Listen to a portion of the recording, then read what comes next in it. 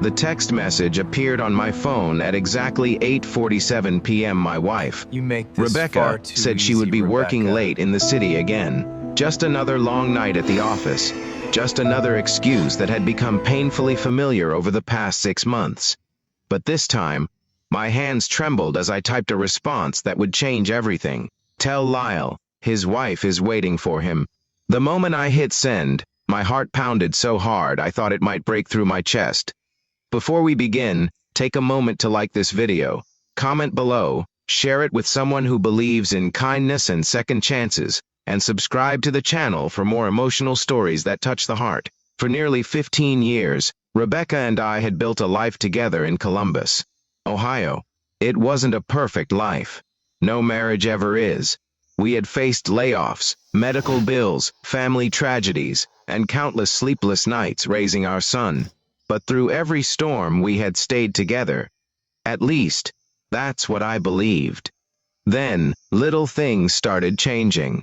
Rebecca became distant.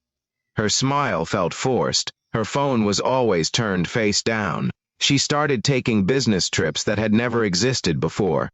Sometimes she would come home smelling of a cologne I didn't wear. I noticed everything. And yet, I said nothing. Not because I was afraid of the truth, because I was terrified of losing the woman I loved. Every night I would sit alone at the kitchen table, staring at the empty chair across from me. The silence in our house became heavier than any argument. Meanwhile, Caleb was preparing for college. He was excited about his future, while I was quietly watching my own fall apart. One rainy Thursday afternoon, fate delivered the answer I never wanted. I was meeting a client downtown when I saw Rebecca. She wasn't at work. She was sitting inside a small restaurant near the river, and she wasn't alone. A man sat across from her. They laughed together. They held hands. The look in her eyes was one I hadn't seen directed at me in years. I stood frozen on the sidewalk as rain soaked through my jacket. The world around me disappeared. Cars passed. People rushed by. But all I could see was my wife smiling at another man. I learned his name a week later, Lyle. A married father of 2, a successful architect from a nearby suburb, a man who apparently believed secrets could stay hidden forever. For weeks I carried the burden alone. Anger battled heartbreak. Some nights I wanted revenge. Other nights I simply cried after everyone went to sleep. I kept asking myself what I had done wrong. Had I stopped being enough? Had I failed as a husband? Those questions haunted me. Then one evening something unexpected happened. I received a message from an unknown number. It was from Lyle's wife, Sarah. She knew. Not only did she know, but she had known for months. The message was simple. I think we're both living the same nightmare. That began a series of conversations between two strangers connected by the same betrayal. Sarah wasn't bitter. She wasn't looking for revenge. She was simply exhausted, just like me. Together we compared timelines, stories, and excuses. Everything matched. The lies, the late meetings, the fake business trips, the hidden weekends. Months of deception unfolded piece by piece. Yet, through those painful conversations, something surprising happened. Sarah and I helped each other heal. We reminded one another that being betrayed did not make us worthless.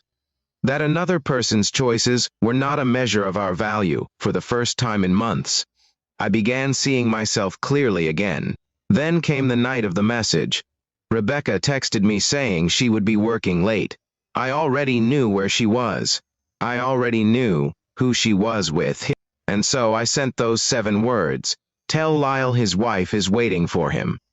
Several minutes passed. No response. Then another 10 minutes. Still nothing. Finally, my phone rang. I didn't answer. A second call came. Then a third. I sat quietly in the darkness of our living room. Outside, snow drifted gently beneath the streetlights. Inside, 15 years of trust collapsed. Rebecca arrived home just after midnight. When she opened the front door, I saw panic in her eyes. For a long time neither of us spoke. The silence felt endless. Eventually, the truth came out. Every painful detail, every lie, every excuse, every choice. There were tears, there was regret, there was heartbreak unlike anything I had ever experienced. But there was also honesty for the first time in a very long while. In the months that followed, our lives changed completely.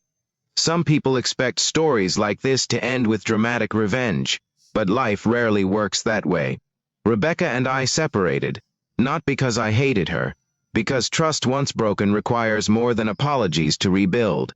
Sarah made the same decision regarding her marriage. The four of us walked away carrying scars that would take years to heal. But healing eventually came. I focused on rebuilding my relationship with Caleb. I started volunteering at a local community center. I reconnected with old friends. I learned how to live again. One afternoon, nearly 2 years later, Caleb looked at me and said something I'll never forget. He told me that watching me survive heartbreak had taught him more about strength than any lesson he had ever learned in school. Those words meant everything, because I realized my story wasn't defined by betrayal. It was defined by what I chose to do afterward. Pain can destroy you, or it can transform you. The choice is yours. Today, when I look back on that message, I don't remember it as an act of revenge. I remember it as the moment I stopped running from the truth. The moment I chose self-respect over denial. The moment I finally began healing. Before we reach the end, I have a special request for everyone watching. Please, comment the words, "Truth leads to freedom," if you believe honesty is always better than living behind lies. And if this story touched your heart, please like the video, leave a comment, share it with someone who may need encouragement today, and subscribe to the channel. Your support helps these stories reach people who might be struggling through similar situations. Sometimes, the deepest wounds reveal the strongest parts of who we are. And sometimes the most painful goodbye becomes the first step toward a better future. That night, when I sent those 7 words, I thought my world was ending. I had no idea it was actually beginning again.